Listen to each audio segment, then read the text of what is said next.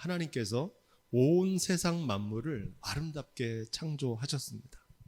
하나님께서 세상 만물을 창조하시고 가장 마지막에 창조하신 것은 무엇일까요? 그것은 바로 가정입니다. 온 세상 만물을 창조하신 하나님께서 가정을 창조하셨습니다. 아담과 하와는 인류 최초의 인물이기보다 인류 최초의 가정입니다. 그래서 태초에 하나님이 천지를 창조하셨다는 이 말씀을 이렇게 읽어볼 수 있습니다. 우리 한번 따라해 볼까요? 태초에 하나님이 가정을 창조하시니라. 아멘. 하나님께서 가정을 창조하신 목적이 무엇인지 오늘 우리가 함께 읽은 창세기 2장은 그 이유를 자세히 증거합니다. 우리 그런 의미에서 18절 말씀을 다시 함께 읽어보겠습니다. 여호와 하나님이 가라사대 사람의 독처하는 것이 좋지 못하니 내가 그를 위하여 돕는 배필을 지으리라 하시니라. 아멘. 하나님께서 아담을 창조하시고 혼자 있는 것이 좋지 못하니 그에게 돕는 배필을 주시겠다 이렇게 말씀하시고 하와를 그에게 주십니다. 하나님께서는 사람을 만드실 때 혼자서 살아갈 수 없는 존재로 창조하셨다는 겁니다. 사람은 누구나 혼자 살아갈 수 없습니다. 이 세상에 완벽한 사람이 있을까요? 없을까요? 이 세상에 의인이 있습니까? 없습니까? 성경은 이 세상에 의인이 하나도 없고 이 세상에 완벽한 사람은 없다고 말합니다. 세상에 완벽한 사람은 없고 완벽한 줄로 착각하는 사람들은 있습니다. 스스로 완벽한 줄 알아요. 또는 완벽한 척을 하며 사는 분들이 있습니다. 사실은 완벽하지 않은데 완벽한 척을 해요. 하나님께서는 우리를 누군가의 도움을 받고 살아갈 수밖에 없는 존재로 만드셨다는 겁니다. 이 사실을 깨달을 수 있는 지혜가 있기를 주님의 이름으로 축원드립니다. 우리의 삶을 곰곰이 살펴보면 요람에서부터 무덤까지 누군가의 도움을 받고 태어나서 누군가의 도움을 받고 이 땅을 떠나게 되어 있습니다. 아이들이 태어날 때 그냥 혼자 태어나지 않죠. 어머니의 태를 통해서 누군가의 손에 받쳐줘서 세상으로 나오고 이 땅을 떠날 때도 장례식을 보면 누군가 나의 관을 들고 매장하는 것까지 운구하는 다른 사람의 도움을 받고 가게 되어 있습니다. 누구도 예외 없이 다른 사람의 도움을 받고 살아갈 수밖에 없는 존재입니다. 완벽한 남편, 완벽한 아내, 완벽한 부모, 완벽한 자녀는 없습니다. 어떤 분들은 저를 보고 목사님은 완벽한 남편이라고 생각할지 모르지만 저희 아내에게 물어보면 제가 얼마나 부족한 남편인지 알게 됩니다. 저희 아내도 완벽한 아내라고 여러분 생각할지 모르겠지만 부족한 것이 많은 아내입니다. 저희 부부만 그런 게 아니라 이 땅에 살고 있는 모든 사람들이 완벽하지 않다는 겁니다. 여기에 중요한 의미가 있습니다. 하나님께서 가정을 창조하신 목적은 서로의 부족함을 돕기 위해서 가정을 창조하신 줄로 믿습니다. 그래서 가족의 부족함을 비난하거나 속상해하실 필요 없습니다. 그리고 그 부족한 점을 발견할 때 이거를 고치려고 애쓰지 마십시오. 바뀌지 않습니다. 뿐만 아니라 그로 인해서 다툼만 일어나게 됩니다. 그럼 어떻게 해야 됩니까? 허물이 보이면 기꺼이 덮어주십시오. 약점을 보시면 따뜻하게 감싸 주십시오. 부족한 점을 보게 되면 여러분들이 돕는 배필로 채워주시기를 주님의 이름으로 부탁드립니다. 너는 내 운명이다, 이렇게 받아들이십시오.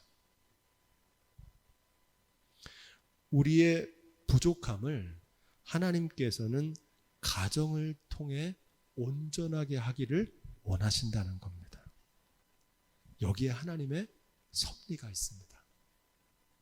우리가 태어날 때는 다 부족하게 태어났는데 가정을 통해서 하나님께서 우리를 온전하게 빚어 가시는 줄로 믿습니다. 22절 말씀 우리 함께 읽겠습니다. 여호와 하나님이 아담에게서 취하신 그 갈빗대로 여자를 만드시고 그를 아담에게로 이끌어 오시니. 아멘. 하나님께서 남자와 여자, 남성과 여성을 서로 다른 존재로 창조하셨다는 점에 주목해야 됩니다.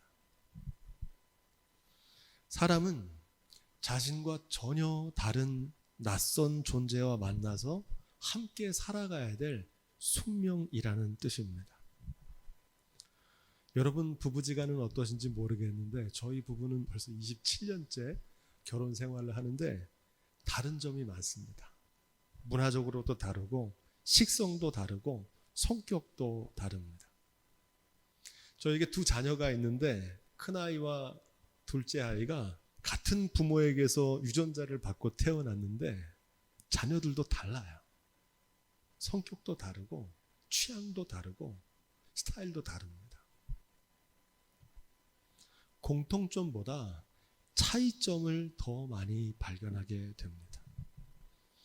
여러분 혹시 부부간에 가족간에 또 우리 자녀들을 보면서 어떻게 이렇게 나와 다를 수 있을까 생각이 되시면 이상하게 여기지 마시고 자연스럽게 받아들이십시오. 왜냐하면 이게 창조 질서입니다. 하나님께서 다르게 만들어 놓으셨어요. 나와 다른 것은 틀린 게 아니고 다름으로 받아들일 수 있는 수용이 필요합니다. 하나님께서는 서로 다른 사람과 함께 살게 하신 목적이 있습니다. 우리의 삶은 내 목소리를 드러내는 독창이 아니라 서로 다른 목소리가 모여서 아름답게 조화를 이루는 합창을 부르시기를 원하기 때문입니다. 23절 말씀. 아담이 가로되 이는 내 뼈 중에 뼈요 살 중에 살이라. 이것을 남자에게서 취하였은즉 여자라 칭하리라 하니라. 2000년 교회 역사 속에서 이 말씀은 많이 왜곡되어 왔습니다. 남존여비나 부창부수처럼 남성이 여성보다 더 우월하다는 말씀으로 해석하기도 했는데 이 해석은 잘못된 해석입니다. 이 말씀의 핵심은 남자에게서 취한 갈빗대가 아니라 내 뼈 중에 뼈요 내 살 중에 살이라는 이 문장의 핵심이 있습니다. 이 구절이 전하는 본래 메시지는 여러분들이 잘 아시는 내 이웃을 내 몸과 같이 사랑하라는 예수님의 말씀과 일치되는 말씀입니다. 아담과 하와는 내 몸과 같이 사랑해야 될 가장 가까운 이웃이라는 겁니다. 예수님께서는 이웃과 함께 공존할 수 있는 방법을 구체적으로 제시해 주셨습니다. 마태복음 7장 12절인데 일명 황금률이라고 부릅니다. 무엇이든지 남에게 대접받고자 하는 대로 너희도 남을 대접하라. 이 말씀은 다른 사람과 더불어 살아가는 사람이라면 누구나 언제 어디서나 금과 옥조처럼 여겨야 될 삶의 지혜입니다. 24절 말씀 우리 계속해서 함께 읽어보겠습니다. 하나님께서 가정을 지으신 목적입니다. 이러므로 남자가 부모를 떠나 그 아내와 연합하여 둘이 한 몸을 이룰지로다. 아멘. 부부는 한 몸입니다. 너무 당연하고 잘 알고 있는 말씀이라고 생각할지 모르지만 여기에 아주 중요한 복음이 담겨져 있습니다.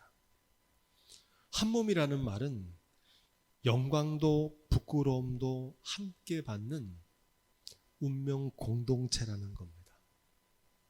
가정은 살아도 같이 살고 죽어도 같이 죽습니다. 기쁨과 슬픔을 함께하는 한 배를 탄 운명 공동체입니다. 왜 하나님께서는 이토록 서로 다른 사람들이 만나서 함께 살게 하셨느냐? 그 이유를 한마디로 말하면 성숙하게 하기 위함입니다. 다름을 통해서 자기 자신을 성찰하게 되고 다른 사람을 이해하게 됩니다. 그 속에서 변화를 경험하고 마침내 성숙해지기 때문입니다. 이 사실을 빨리 깨닫고 받아들이는 게 삶의 지혜입니다. 다름과 차이를 받아들이면 삶이 편안해지고 평안해집니다. 이 다름을 통해서 책으로만 배웠던 인내와 용서, 온유와 겸손, 배려와 존중을 삶으로 배우게 됩니다. 또 이전에 경험하지 못했던 풍성한 삶을 만끽하게 됩니다. 하지만 지금 제가 여러분에게 드리는 이 말씀을 너무 늦게 깨닫거나 듣고도 받아들이지 못하신다면 이전에 경험해보지 못했던 아픔과 고통, 갈등과 다툼을 관계를 통해서 경험하게 될 겁니다. 하늘이 무너지는 것 같은 인생의 쓰라린 절망도 경험하게 될 겁니다. 왜냐하면 이것은 하나님의 창조의 질서일 뿐만 아니라 수많은 인생의 선배들이 삶의 우여곡절을 통과하면서 체득한 진솔한 삶의 경험담이기 때문입니다. 바라기는 서로의 다름을 통해 다른 사람을 이해하고 자신을 성찰하고 성숙해지는 기회로 삼기를 주님의 축복드립니다. 가족이 한 배를 탄 운명 공동체라는 사실을 창세기 6장에 나오는 노아의 방주 사건이 잘 증거합니다. 창세기 6장 18절은 이렇게 말합니다. 그러나 너와 내가 내 언약을 세우리니 너는 내 아들들과 내 아내와 내 자부들과 함께 그 방주로 들어가고 이렇게 말합니다. 우리가 노아의 방주의 사건을 볼 때 말씀대로 준행한 노아만 구원받은 줄 아는데 아닙니다. 노아와 그의 가족들이 함께 방주에 들어가서 방주로 구원받게 된 줄로 믿습니다. 한 가족이라는 것은 영광도 부끄러움도 함께 받을 뿐만 아니라 함께 구원에 동참하게 된다는 사실입니다. 하나님을 경외하는 신앙은 개인의 인생뿐만 아니라 자녀와 그 후손들에게까지 영향을 미치게 되기 때문입니다. 우리가 매주일 예배를 시작할 때 봉독하는 시편 112편 1절로 3절 말씀이 그것을 증거합니다. 여호와를 경외하며 그 계명을 크게 즐거워하는 자는 복이 있도다. 그 후손이 땅에서 강성하며 정직자의 후대가 복이 있으리로다. 하나님을 경외하는 믿음은 우리의 당대로 끝나는 게 아니라 우리 자손들에게 미치게 되는 줄로 믿습니다. 가족이 공동 운명체라는 사실을 또 하나 증거해 주는 사람이 있는데 바로 여호수아입니다. 약속의 땅을 앞에 두고 요단강을 건너면서 여호수아는 40년 광야의 길을 통과한 출애굽 백성들에게 결단을 촉구합니다.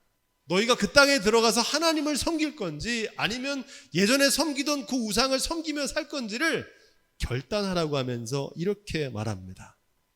너희가 섬길 자를 오늘 택하라. 따라해 보겠습니다. 오직 나와 내 집은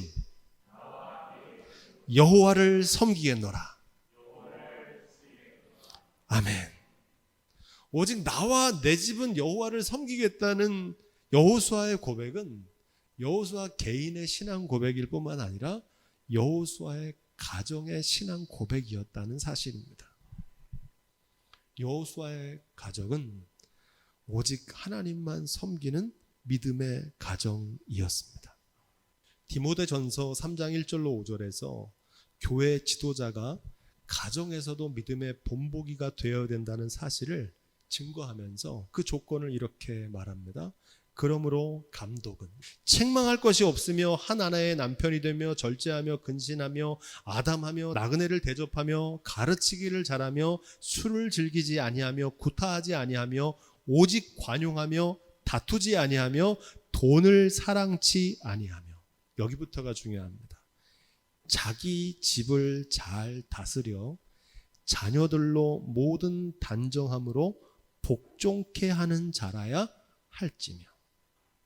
마지막 기준이 뭡니까? 가정에서 믿음의 본보기가 되는 사람이 교회 지도자로 합당하다는 겁니다. 그 이유를 이렇게 말합니다. 사람이 자기 집을 다스릴 줄 알지 못하면 어찌 하나님의 교회를 돌아보리요. 우리의 신앙생활이 우리의 가정생활로 열매 맺어야 된다는 사실을 증거합니다. 바라기는 우리의 삶이 우리의 가정에서도 신앙의 본이 되기를 주님의 이름으로 축복드립니다. 가족이 운명 공동체라는 사실을 사도행전에 나오는 말씀에도 증거합니다. 주 예수를 믿으라. 따라해 볼까요? 그리하면 너와 내 집이 구원을 얻으리라. 아멘. 이 말씀을 이렇게 번역합니다. 주 예수를 믿으라. 그리하면 너와 내 가족이 구원을 얻으리라. 세리장이었던 삭개오가 예수님을 집으로 초대하고 회개할 때 예수님께서 삭개오에게 하신 축복의 말씀도 이와 같습니다. 누가복음 19장 9절입니다. 예수께서 이르시되 오늘 구원이 내 집에 이르렀으니 이 사람도 아브라함의 자손이미로다. 삭개오의 회개를 통해서 그 구원이 삭개오의 가정에도 이루어진 줄로 믿습니다. 여러분, 우리의 가정을 변화시키기 원하십니까? 그렇다면 먼저 내가 변해야 됩니다. 왜냐하면 한 몸이기 때문입니다. 내가 먼저 변해야 우리 가정이 변화됩니다. 예수님께서는 우리에게 단 한 가지의 새 계명을 주셨습니다. 새 계명을 너희에게 주노니 서로 사랑하라.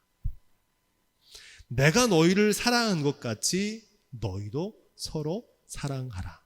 이 말씀을 적용해야 될 장소는 바로 우리 가정이고, 이 말씀을 적용하고 실천해야 될 대상은 바로 우리 가족이기 때문입니다. 고린도전서 13장에서 전하는 참 사랑을 적용할 곳은 바로 우리의 가정이고, 그 사랑을 실천할 대상은 바로 우리의 가족입니다. 이 말씀을 이렇게 읽습니다. 내가 사람의 방언과 천사의 말을 할지라도 가정에서 사랑이 없으면 소리나는 구리와 울리는 꽹과리가 되고, 내가 예언하는 능력이 있어 모든 비밀과 모든 지식을 알고 또 산을 옮길 만한 모든 믿음이 있을지라도 가정에서 사랑이 없으면 내가 아무것도 아니요. 내가 내게 있는 모든 것으로 구제하고 내 몸을 불사르게 내어줄지라도 가정에서 사랑이 없으면 내게 아무 유익이 없느니라. 사랑은 가정에서 오래 참고, 사랑은 가족들에게 온유하며 시기하지 아니하며, 사랑은 가정에서 자랑하지 아니하며 교만하지 아니하며, 가정에서 무례히 행치 아니하며, 자기의 유익을 구하지 아니하며, 가정에서 성내지 아니하며, 악한 것을 생각하지 아니하며, 불의를 기뻐하지 아니하며 진리와 함께 기뻐하고, 가족들의 모든 것을 참으며 가족들의 모든 것을 믿으며 모든 것을 바라며 가정에서 모든 것을 견디느니라. 여러분의 가정에서 이 말씀이 이루어지기를 주님의 이름으로 축복드립니다. 내 가족을 사랑하는 것은 문제가 아닙니다. 내 가족만 사랑하는 것이 문제입니다. 내 가족조차 사랑하지 못하는 사람이 어떻게 다른 사람을, 모든 사람을 가족처럼 사랑할 수 있겠습니까? 오늘 우리가 함께 봉독한 마가복음 3장 말씀에서 예수님께서는 우리가 생각하던 가정과 가정에 대한 고정관념을 깨뜨리십니다. 더 넓게 확장시킵니다. 우리 함께 마가복음 3장 35절 말씀을 함께 읽어보겠습니다. 내 모친과 내 동생들을 보라. 누구든지 하나님의 뜻대로 하는 자는 내 형제요 자매요 모친이니라. 예수님께서는 주님 안에서 이루는 새 가족을 선포하십니다. 누가복음 8장 21절은 그 가족에 대해서 더 구체적으로 증거합니다. 예수께서 대답하여 가라사대 내 모친과 내 동생들은 곧 하나님의 말씀을 듣고 행하는 이 사람들이라. 누가 하나님의 가족입니까? 하나님의 말씀을 듣고 행하는 사람들이 모두 하나님 안에서 한 가족이라는 겁니다. 앞서 우리가 묵상했던 모든 말씀들을 적용해야 될 대상이 우리의 가정이 시작이라면 그 최종 종착역은 우리 가정을 넘어서 주 안에서 한 가정을 이룬 믿음의 가족들이라는 사실입니다. 이 믿음은 점점 확장돼서 온 세상으로 전파됩니다. 여기 위대한 복음이 있습니다. 사회적 지위나 신분과 빈부격차, 인종 모든 차이와 차별을 뛰어넘는 하나님 안에서 우리 모두가 형제 자매라고 하는 놀라운 복음을 증거하고 계시는 줄로 믿습니다. 교회 공동체는 믿음 안에서 한 가족입니다. 저는 하나님께서 저에게 허락하신 저의 가족을 사랑합니다. 저는 저의 가족을 사랑하는 것처럼 주님의 몸된 교회에 속한 여러분들을 저의 가족처럼 사랑하기를 기도합니다. 서로의 부족함을 도와주고 약점을 채워주는 돕는 배필, 헬퍼가 되기를 기도합니다. 서로 다른 점이 많지만 그 차이를 존중하고 다름까지도 품어주고 사랑할 수 있도록 기도합니다. 그 이유는 영광도 부끄러움도 함께 받는 한 몸, 여러분과 저는 운명 공동체이기 때문입니다. 바라기는 주님 안에서 한 가족이 된 우리 교회가 예수님께서 친히 주신 세 계명 서로 사랑을 최우선의 과제로 삼기를 주님의 이름으로 축복드립니다. 교회의 목적은 여기에 있습니다. 믿음이 좀 부족해도 괜찮아요. 봉사 잘 못해도 괜찮아요. 하지만 서로 사랑하는 교회가 되기를 주님의 이름으로 축복드립니다. 주님이 몸된 우리 교회가 한 사람의 화려한 독창이 아니라 예수 그리스도의 지위에 맞춰서 서로 다른 소리가 조화롭고 아름답게 하모니를 이루어서 하나님이 작곡하신 영원한 사랑 노래를 함께 부르는 아름다운 합창을 부르며 나아가기를 주님의 이름으로 축복드립니다.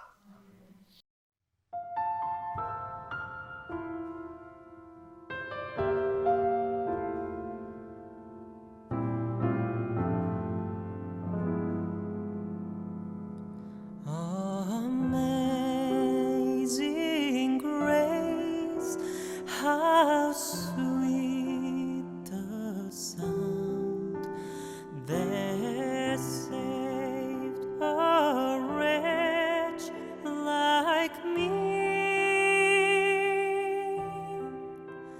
I once